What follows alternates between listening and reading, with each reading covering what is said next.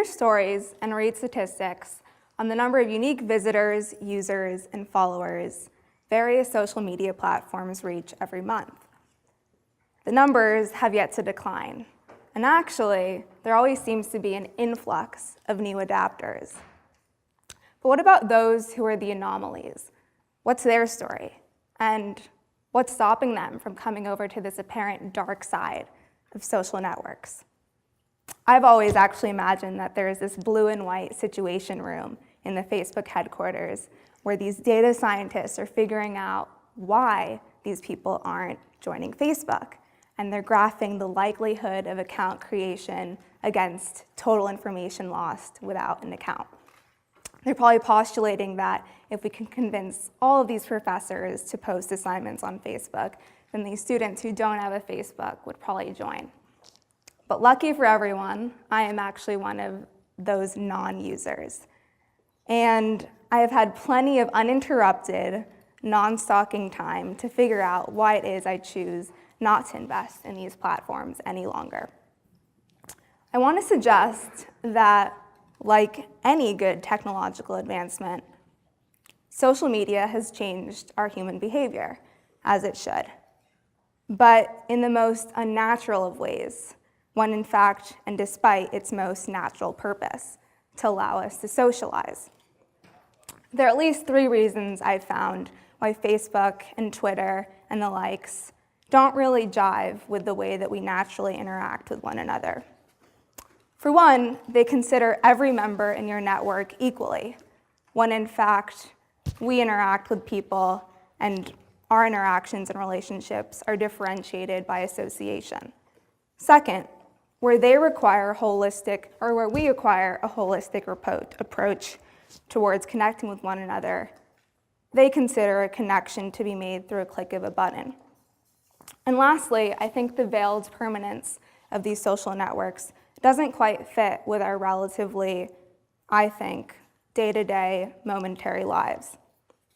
So I think this audience and the larger tech industry needs to realize that it's clear that we need products and services that will help facilitate and close this deficit in poor social intelligence. I wasn't always averse to social networks, actually. Let's be real, I had a childhood. But I have certainly taken a long time to figure out why I don't have one. And I think where most go for quantity, I go for quality. So it's not about the number of friends or followers, but rather for me, it's the quality of those relationships.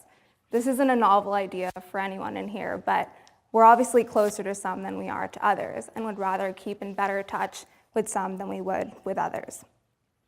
And yet we engage in a very homogeneous online social realm.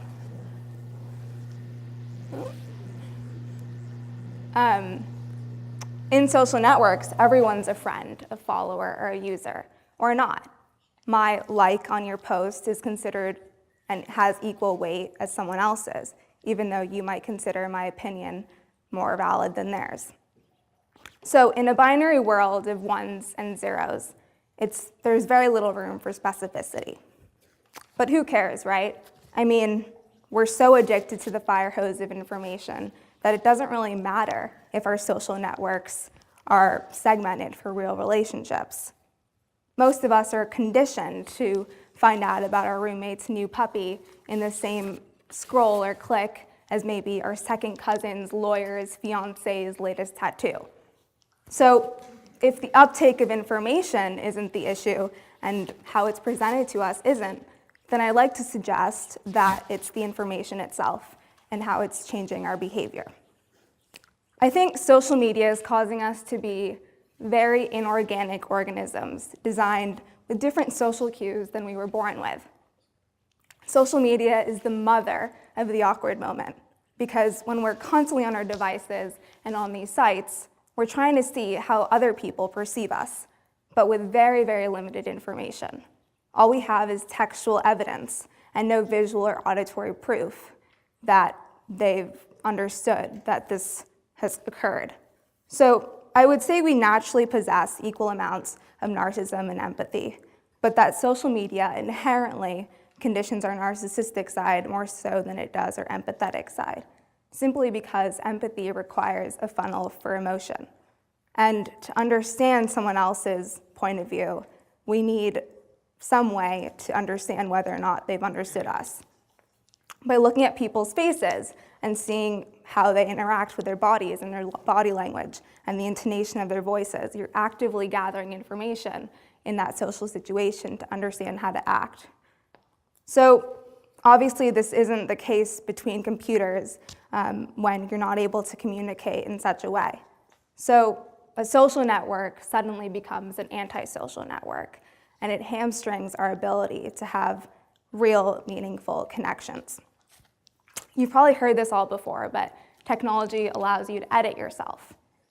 We filter, we contrast, we frame every moment to its picture-perfect Kodak best. Besides that, there's also the need and ability to hear ourselves talk. So when you post things and people acknowledge that they've heard you, you get satisfaction out of being interesting. But normal conversations take place in real time, and you can't edit what you say and how you say it. So texting and emailing and posting allows us to present the self as we'd like it to be perceived. We're essentially outsourcing our need for human interaction to technology. Nothing is what it is anymore. You can't just be you. You've got to be like something that we can place cultural value on. So is social media then capitalizing on our dissatisfaction with reality? I don't know. It's an interesting question, and I think something we don't quite consider. Finally, we humans desire a constant stream of stimuli. Life moves too fast to then etch something into this online sketchbook every moment, but yet we have that ability today. In 10 years, though, I could care less whether I went to Pete's Coffee 30 times a month or whether I went to the gym 20 times a month, yet there are platforms that have that information. So maybe there needs to be a quote-unquote Facebook for real-time, real life. Snapchat-esque, where the information is erased after a period of time when it becomes irrelevant, as it will be. So you can probably tell that there's a clear need and demand for facilitating these social interactions. I don't believe that such a product exists today in the mass marketplace, but it's something that I clearly want to bring to bear. I sincerely believe that tech is maybe the only way to scale so quickly and so well. So if this is our medium to do it, then we better learn how to do it properly. I ask you to join me in making this possible for a more, I think, better connected world. Social media has obviously revolutionized our world in ways that we wouldn't have known possible. And I think we understand its implications. But at the same time, in terms of raw human interaction between me and you, a world that's limited to decision between 1 or 0, a binary world, doesn't quite work for when we're trying to interact with one another. I think we deserve and should demand the space in between. Thank you.